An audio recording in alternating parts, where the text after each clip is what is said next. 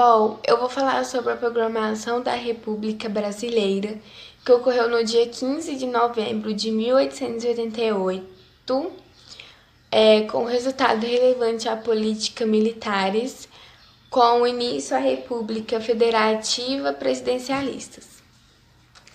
Ficou marcado uma figura do Marechal Deodoro da Fonseca como um responsável por eletivas programáticas e como o primeiro presidente da República Brasileira com um governo provisório em 1890 a 1891. Ele também foi sempre um herói na Guerra do Paraguai a 1864 e 1870, comandando uma das batalhas. Ele também sempre foi ao contrário com o movimento republicano e defendendo da monarquia, deixando claro em algumas trocas de cartas com o seu sobrinho Clodoaldo em 1888. Oi, gente! Hoje eu vou falar um pouco sobre a crise no Império. O último gabinete ministerial no Império foi o Gabinete Ouro Preto, que era chefiado pelo Partido Liberal e Vasconcelos do Ouro Preto, esse homem aqui. Ele assumiu em junho de 1888 e propôs uma reforma no centralismo do governo imperial. Ele pretendia dar feições mais representativas a um molde de uma monarquia constitucional.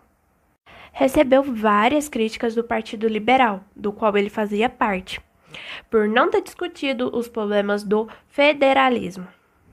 Os problemas estavam em várias partes. Todos eles davam base ao trono de Dom Pedro II. Os problemas estavam na Igreja Católica, no Exército, nos grandes proprietários e na classe média urbana.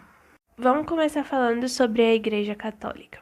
O descontentamento da Igreja Católica em frente ao patronato do Exército do Dom Pedro II, que inferia demais nas decisões eclesiásticas sobre o Exército.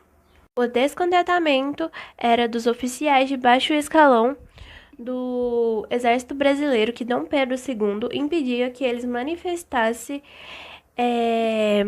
contra a monarquia. Agora eu vou falar sobre os grandes proprietários. Após a Lei Áurea, acendeu entre os grandes fazendeiros um clamor à república, que era como republicanos. Insatisfeito com a decisão da monarquia do fim da escravidão, eles se voltaram contra o regime. E por último, a classe média urbana. Bom, o que eles buscam é ter uma participação na política e mais liberdade de expressão e a liberdade econômica também. Isso foi um pouco sobre a crise no Império. A República Federativa Brasileira, ela nasceu pelas mãos de militares que se veriam a partir de então como defensores da pátria brasileira. A República, ela foi proclamada por um monarquista. Deodoro da Fonseca foi, assim como parte dos militares que participaram da movimentação pelas ruas do Rio de Janeiro, que aconteceu no dia 15 de novembro. Eles pretendiam derrubar apenas o gabinete do Visconde de Ouro Preto. No entanto, levando ao ato da proclamação, mesmo doente, o Deodoro age por acreditar que haveria resália do governo monárquico com a sua prisão e a de Benjamin Constant, devido à insurgência dos militares. A população das camadas sociais observam atônitos os dias posteriores do golpe republicano. A República não favorecia nada em favor aos mais pobres e também não contou com a participação desses na ação efetiva.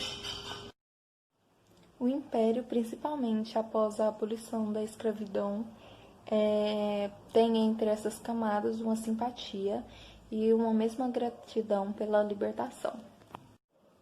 Há então o empenho das classes ativamente participativas da República recém-fundada para apagar os vestígios da monarquia do Brasil.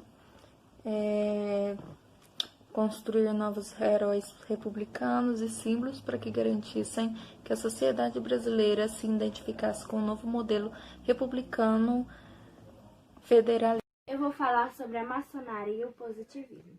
A maçonaria, ela consiste em organizações fraternas que remontam às fraternidades locais de pedreiros que, a partir do século XIV, regulamentavam as qualidades de sua profissão e sua interação com a autoridade e clientes.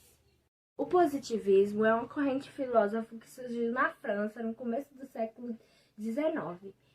Essa escola filosófica ganhou força na Europa na segunda metade do século XIX e começou no século XX.